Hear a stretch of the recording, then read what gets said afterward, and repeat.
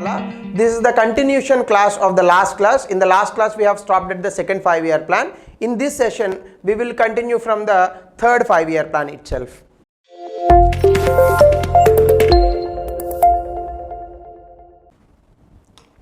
So what exactly the third 5-year plan? First of all, third 5-year plan, the time period for the third 5-year plan is 1961 to 1966. In the second 5-year plan you had already seen, India focused more on Mahalanobis model, that is nothing but basic and heavy capital goods industries, investing in capital, basic and heavy industries. In this particular third 5-year plan, you can say this is also continuation of the second 5-year plan. Generally this particular third 5-year plan we call it as Gadgil Yojana, because this was named after the deputy chairman of the planning commission, the then deputy chairman of the planning commission, that is Dr. R. Gadgil. The main target of this plan was to make the economy independent. What is meant by economy independent? What is meant by independent economy? Not dependent on the foreign countries for your requirements, like not dependent on foreign countries for your food, not dependent on the foreign countries for your capital, basic and heavy industries. Capital, basic and heavy industries, the journey towards their development, it was already started in the second 5-year plan. But whereas when it comes to the food, we never talked about food till now, right? But you need to understand one thing. By the time we reached independence, that is 1947, India, it was in vicious poverty. Not only that, India primarily, it was a agriculture economy. And I also remind you in my last sessions that more than 80% of the Indian population, they were directly or indirectly dependent on agriculture and its allied activities. In that particular sense, most of the people in this country, they were dependent on agriculture, but agriculture production, it was not so good. The population was increasing exponentially, whereas the food production, it was not simultaneously increasing with the population, which means by the time we reached 1947, India's population was around 35 to 33 crores, 33 to 35 crores. But whereas after independence, 1947, the population explosion was started. By the time we reached 1950, the population crossed 40 crore and then it increased to 50 crore and then 60 crore. By the time we reached 2011, it became 121 crore. So the base for this population increase, generally we call it as population explosion period. That population explosion period is nothing but 1960 to 1990. This is the period, which means from 1950 onwards, the population increase in this country, it was so fast. It was so fast that in such a way, today we are the second most populated country on this planet Earth, which means the population was increasing exponentially, but the food production, it was not increasing exponentially. In that case, for the requirement of the food, to feed the people of this country, India used to import wheat from countries like United States of America. So it was a very bad thing, because as a country, you have to dependent on your own food, that is self-reliance in food sector or self-reliance in agriculture is very important for any nation. How many days you keep on import the food from other countries? So that is what, one of the biggest problems that Indian politicians identified and faced also. In that particular sense, by the time we reached 1965, we started something called first phase of Green Revolution.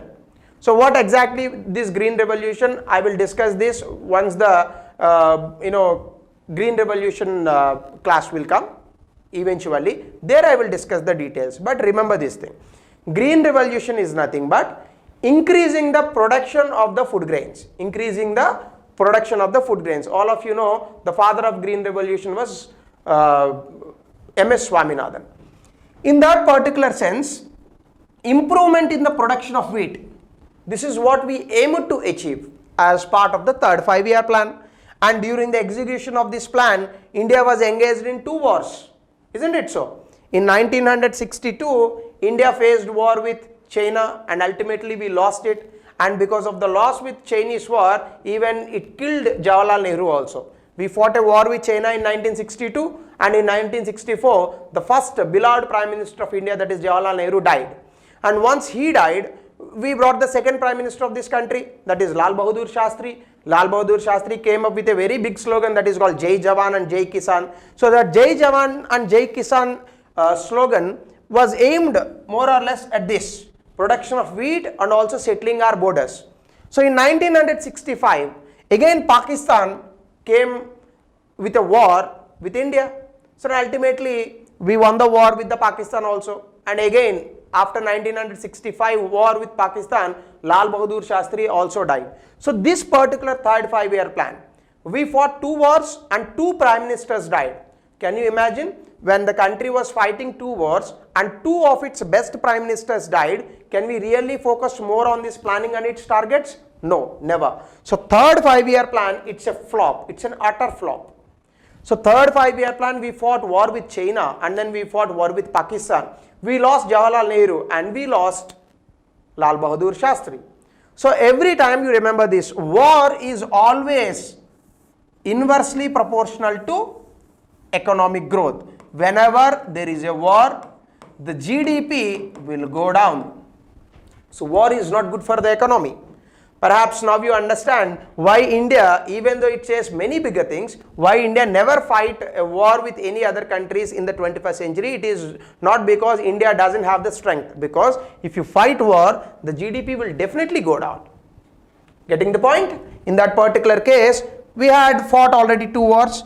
These wars actually, they exposed the weakness in our economy, and all our focus was actually shifted to defense industry. From that day onwards, we started spending more and more money on the defense sector itself. And not only that, the plan was a flop due to wars and droughts were also there. The southwest monsoon was not actually helping us in that particular context also. We face a huge downward growth in the agricultural sector also. So the target growth was 5.6%, but while we achieved was actually 2.72%. Of course, when it comes to the statistics, in some books it has been written as 2.4 and in some books it has been written as 2.7. But better you take the reliable figure from the Indian government itself, that is 2.7% growth rate that we achieved, whereas the target was 5.6%. So this is your third 5-year plan. So third 5-year plan, more or less, it brought many hiccups and headaches to the Indian economy. And not only that, after the third 5-year plan, India was actually involved in more political crisis, because once the Lal Bahadur Shastri died, who has to be the prime minister? This was the biggest dilemma for India. Indira Gandhi was contesting and another people were also ready to become the prime minister. So everybody was there for the prime ministerialship. In that particular case, actually, Indian government was not ready to bring this fourth 5-year plan. So we gave a plan holiday, 1966 to 67, 67, 68, and then 1968, 69. All these 3 years actually we gave a plan holiday. There is no 5-year plan, because Indian government and the Indian politics, it was a huge chaos and it was a very unbalanced way of things happened in the economy. In that particular chaos, Indian government was not actually ready to take up the fourth 5-year plan.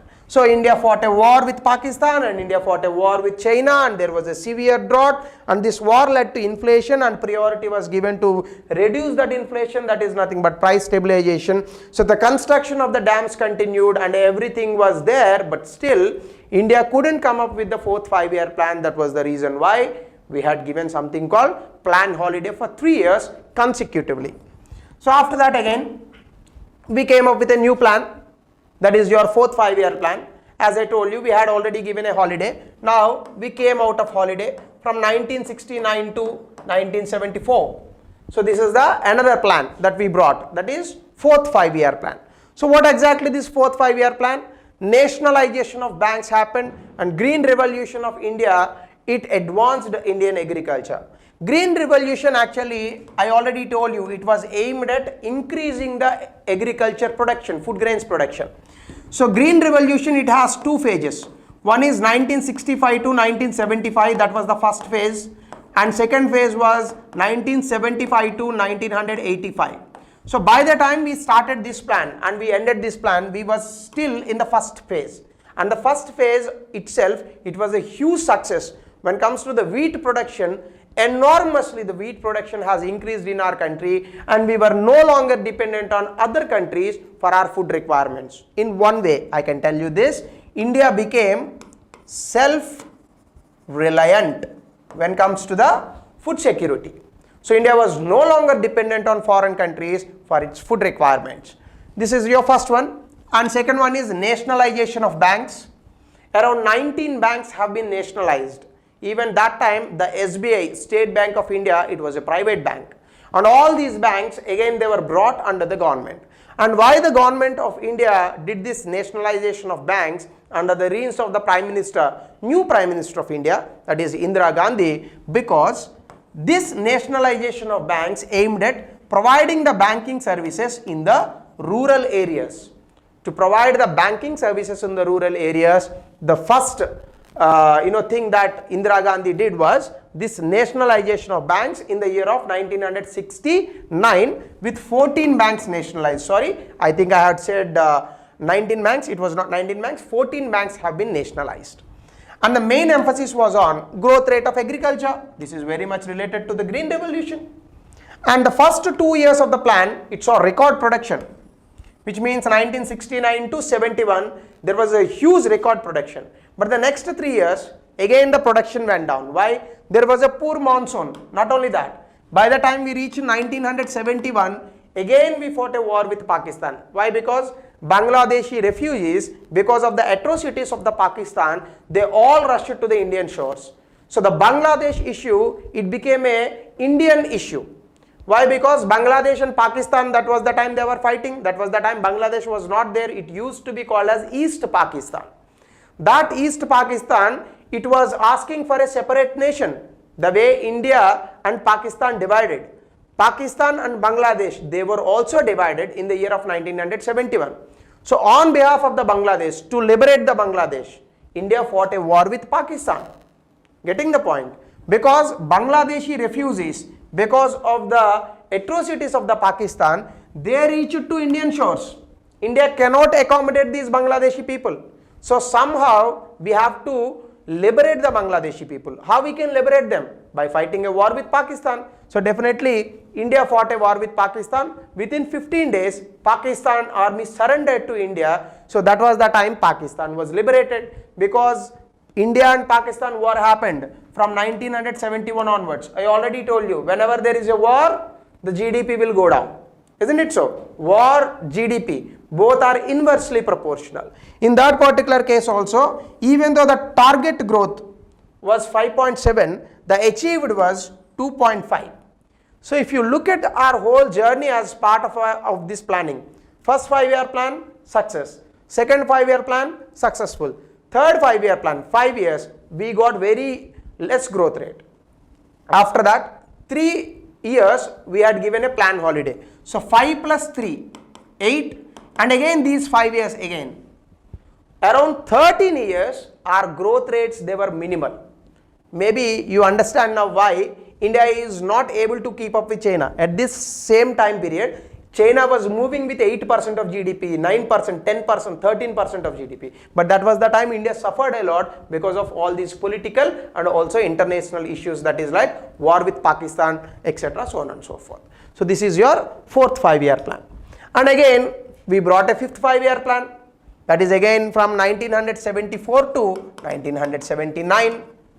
So it was actually launched by D.D. Dhar. There were 2 objectives. Under the reins of Indira Gandhi brought something called Garibi Hatao.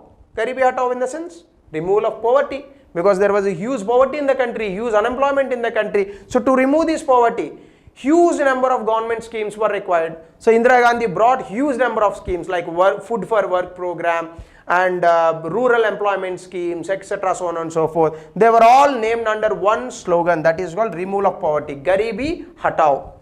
And then attainment of self-reliance. What is meant by attainment of self-reliance? Self-reliance in terms of food security. I already told you, 1985, 1975 to 85, that is your second phase of the Green Revolution.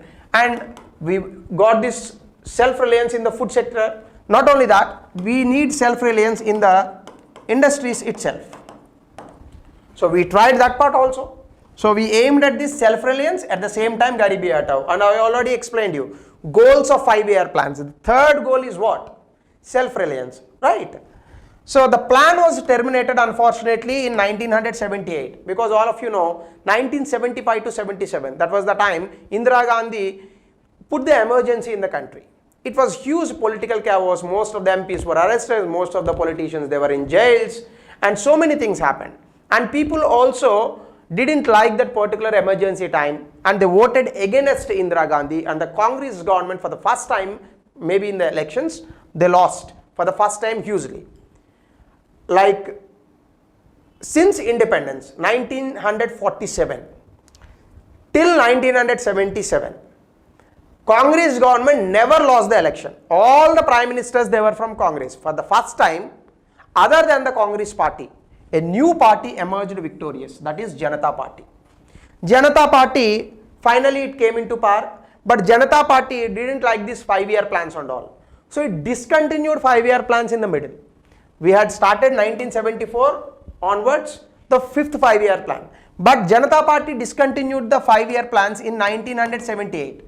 In the place of this particular 5-year plans, they brought 6-year plans. That I will explain in the next slide. So in that particular case, 5th 5-year plan also, it was not a successful plan because we were in emergency. So you look at the growth rates, 5.2, 5.5. It seems like the target was this, but the achieved was this. It seems like this is a hit plan, but it is actually a failure plan. How? I will explain to you. Second 5-year plan, we succeeded. Third 5-year plan, there was a very less growth rate. Fourth 5-year plan, there was a very less growth rate. See, whenever the growth rate is going down and down and down, once there is a slight increase in growth rate also, it will look like huge growth rate. Example. For example, you take the example like this, 100 to 150. What is the increase in percentage? 50%. 0 to 50% increase in GDP. What is the ultimate number? 50. You look at here also 50% increase, here also 50% increase. That doesn't mean the end product is same, right? Here 50% increase from 100, which means 150. Here 50% increase from 0. So that will be just 50. Isn't it so? So depending on the base, the ultimate end result will change. In that particular sense, the third 5-year plan, fourth 5-year plan, they reduced the growth rate to the minimal. After that, even a slight increase in the growth rates looks like a bigger number, but that is not actually true. So even the fifth 5-year plan is giving you this particular statistics like 5.54%, which is not actually true. So it is actually manipulating the kind of the numbers. So that is the biggest melody drama with the mathematics. So in that particular case, fifth 5-year plan was also a failure. So there actually they introduced the rolling plan. What is rolling plan? I will explain in the further classes. But if you look at the rolling plan they said 1978 to 80, that was the time they introduced rolling plans. In this particular time period, they introduced 6-year plans. So 6-year plans, they'll run for 6 years. But unfortunately, within 2 years, the Janata government fell down. Again, elections came in 1980-81. So again in 1981, Indira Gandhi emerged victorious. So again, Indira Gandhi became Prime Minister of India. The moment Indira Gandhi became Prime Minister of India, she cancelled the 6-year plans and again she brought the 5-year plans. So it is like a game played by the politicians with the economy, right? So again, these 5-year plans resumed, but this particular 2 years, that is under the Janata government, we lost this time period also. Again, we brought the new 5-year plans. From there, actually, the 6th 5-year plan was started. So this is the end of your 5th 5-year plan. So if you look at some prelims model questions as part of these 5-5-year plans, the second 5-year plan was based on Harrod-Domar strategy. I already told you, second 5-year plan was actually based on Mahalanobis model. This strategy, that is second 5-year plan, emphasized the role of capital accumulation's dual character. I told you capital goods, capital accumulation, isn't it so? So in that particular case, this is correct. Nehru Mahalanobis strategy emphasized investment in heavy basic industries, which I already explained to you. Investment in heavy industry to achieve industrialization for rapid economic development. True statement. So wherever the 2 and 3 is there, that will be your answer, because they are asking for correct option. So this is the end of your 5th 5-year plan. Thank you. From 6th 5-year plan onwards, we will again meet in the next session. This is the end of this class.